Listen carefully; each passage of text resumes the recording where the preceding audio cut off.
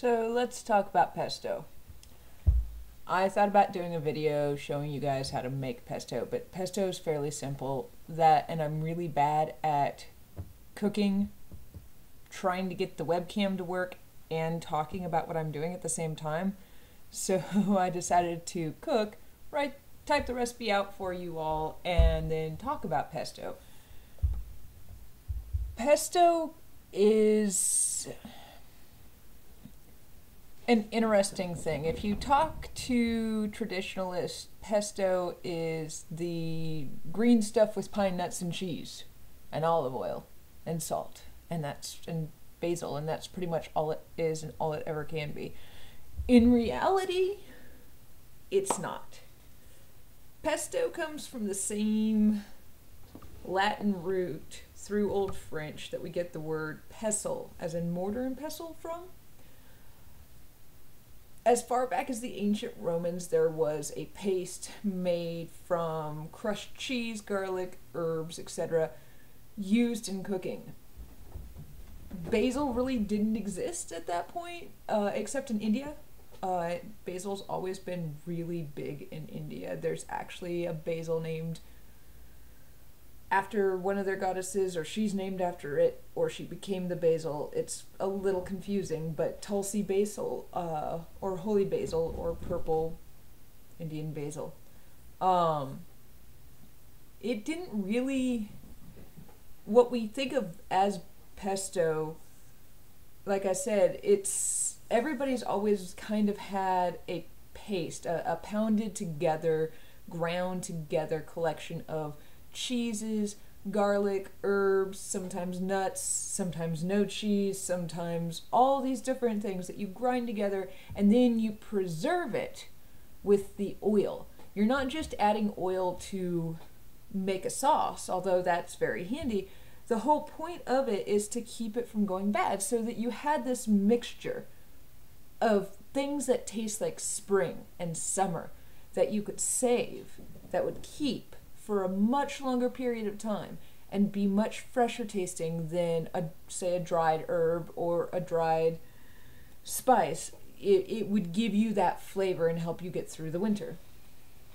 So that's where it all started. The whole basil pesto started in, let's see if I can pronounce this. I'm very bad at pronouncing non-English words, even though there's a lot of non-English words in English. Liguria, Italy, and Provence, France. That's where this whole basil, pine nuts, cheese, oil, salt, and that's it. Oh, and garlic. Can't forget garlic. That's it. That's where this whole, it has to be those things and nothing else came from. The first time pesto was ever mentioned as a recipe that people could follow was back in 1863 in a cookbook known today as the Cucina Genovese, written in 1863 by Giovanni Battista Retto. Yeah, I don't do good at pronouncing. In French Provence, the dish evolved into the modern pesto, which is the combination of basil, parsley, crushed garlic, and grated cheese, which is optional. Although, at their particular version, they did not include pine nuts.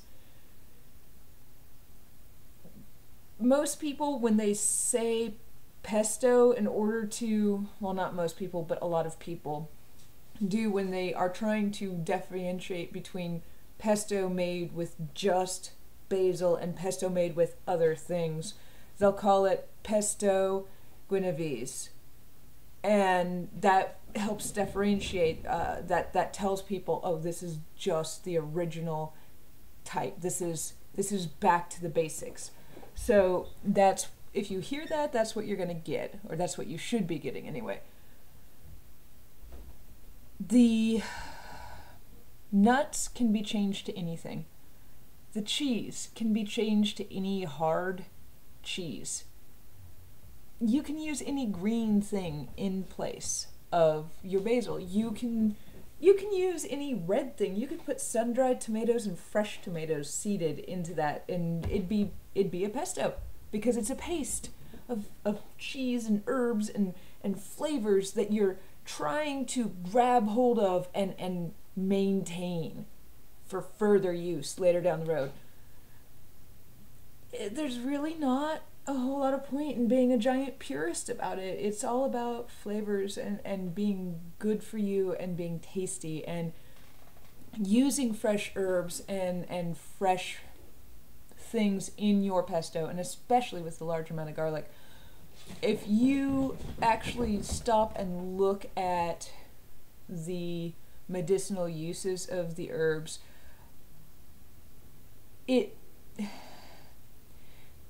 basil helps reduce inflammation, parsley is good for digestion, the list goes on and on and on, and not just that, just the look of it, the smell of it, the freshness of it helps boost your mood.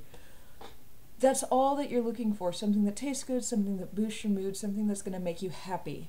And it takes such a small amount of the pesto to make a pasta sauce that it's very good for you as well. And olive oil is very good for you as it comes to oils, and it's especially good for you when you're using it fresh and not cooking with it. So when you make a sauce, you add your pesto very last, which is not to say you can't put pesto on like a pizza sauce and cook it. There's no law against that. You can do that. That's perfectly fine. But olive oil is better for you when it's not been cooked. Now, the way that I made my pesto chicken at the art walk Thursday night down at Ingredients, I shredded my chicken and then I mixed a good amount of pesto in it. I made a lot, a really big batch. Like, you really should never need to make that big of a batch for just a normal size family, but of say 4 to 6. I probably used 2/3 to 3/4 of my batch of pesto for that, and I added probably 4 tablespoons of mayonnaise just to give it a little bit of richness and creaminess and help bind it all together. You don't have to do that. That's what I did. The art walk on Thursday was astounding. I was thrilled at how excited people were by what I had brought down, and I was thrilled by the idea that people were thrilled by that. Everybody was very, very sweet and very, very supportive, and they ate all the food except for like a small amount of leftovers, which the badger and his badger buddies proceeded to eat, which made them happy.